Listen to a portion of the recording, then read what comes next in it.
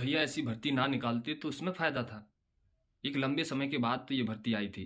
60,244 पद देखकर हर कोई चौंक रहा था कि चलो इसकी बार अ, अब की बार तो हमारा काम हो जाएगा। इतनी बड़ी तादाद में ये भर्ती आई है। तमाम ऐसे तैयारी करने वाले छात्र थे, जिनको लगा कि अब की बार हम और हमारी मेहनत का परिणाम मिल जाएगा। सबको आस थी। तैयारी में जुट गए, ना दिन देखा, ना रात देखी। और तैयारी करने में कोई लाइब्रेरी तो कोई घर पर सारे कामकाज छोड़ते हुए सिर्फ पढ़ाई और अध्ययन के अलावा कुछ नहीं भा रहा था। उन्हें पता था माननीय योगी मुख्यमंत्री जी के सानिध्य में, उनकी सरकार के सानिध्य में ये बड़ी भर्ती आई है और निष्पक्ष तरीके से, सुनियोजित तरीके से ये भर्ती हो जाएगी। गरीब बेचारे जो छात्र थे, उनकी इस बार बल्ले-बल्ले हो जाएगी।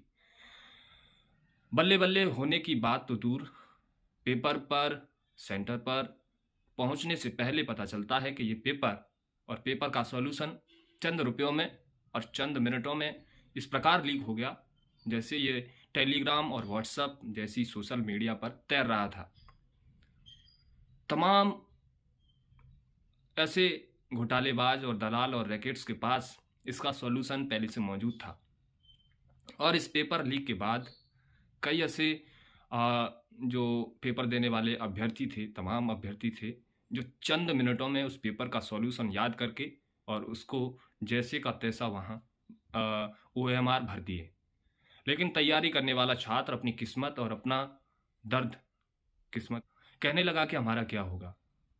हमें नहीं पता था कि इतनी चाक-चौक व्यवस्था, इतनी निगरानी के बाद, इतनी गहनता से जाँच के बावजूद भी जहाँ लड़कियों की कानों की बाली और लड़कों के जो भी अनावश्यक सामग्री थी, जैकेट, शर्ट और सिर पर कैप था और हाथों में पहनने वाला कड़ा हो या घड़ी हो, बेल्ट हो, चश्मे हो, सारे बाहर करवा दिए इसीलिए कि किसी भी प्रकार की इस परीक्षा में कोई दिक्कत ना आए।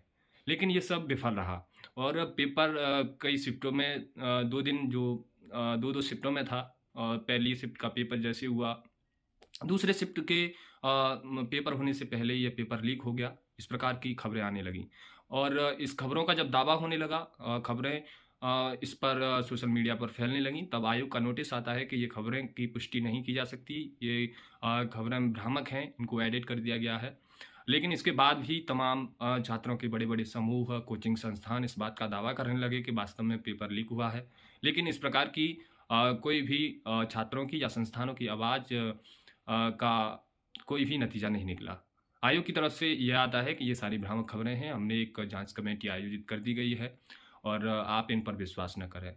लेकिन ये सब सच नहीं है। आज वही मज़दूर का बच्चा, वही तैयारी करने वाला छात्र कहाँ तक मेहनत करे? कितना पाई-पाई जोड़ कर के कोचिंग संस्थानों के लिए पैसा इकट्ठा करे या अपनी पढ़ाई के लिए या दूर स्टेशन तक जहाँ पेपर उसके कई 250-300 किलोमीटर तक दूर था उसका जो है सेंटर, वहाँ तक पेपर देने गया और उसे एक आस थी कि इस बार तो मेरा हो जाएगा। लेकिन पेपर लीक का सुनते ही वो उसका माथा चकरा जाता है और कहता है कि अब कुछ होने वाला नहीं है। अगर इस सरकार में भी ऐसे अ, समय में भी जहाँ इस प्रकार की सबको आस थी कि नहीं ये पेपर अच्छा हो जाएगा और हमारी मेहनत ज़रूर रंग लाएगी। लेकिन मेहनत सब पीछे रह गई, सब तैयारी करने वाले छात्रों का जो भी विश्वास था वो टूट चुका है क्योंकि दलाल और फर्जी रैकेट्स जो अपना काम कर गए और इसका सॉल्यूशन भी खोज निकाले और चंद रुपयों में ये पेपर खूब धड़ल्ले से टेलीग्राम, व्हाट्सएप ग्रुप पर खूब बिका और लोग भौचक्के रह गए कि ये क्या हुआ? इस प्रकार की दलाली, इस प्रकार का धोखाधड़ी बच्चों के साथ हुआ है। ये प्रकार बहुत बड़े स्तर का उनके साथ अन्याय हुआ है। माननीय योगी जी माननीय वर्तमान समय में सरकार से सभी लोग गुज़ारिश कर रहे हैं कि उनके साथ जो खिलवाड़ हुआ है, परीक्षा में धांधलेबाज़ी हुई है, इस प्रकार इस परीक्षा को री-एग्ज़ाम करवाना चाहिए और सारी शिफ्टों के पेपर को कैंसल करके दोबारा से ये पेपर होना चाहिए क्योंकि सबको आस है कि ये जो है परीक्षा में हुई धांधलेबाज़ी का उसको भुगतान नहीं करना पड़े, जो दिन-रात एक करके पढ़ाई कर रहा था।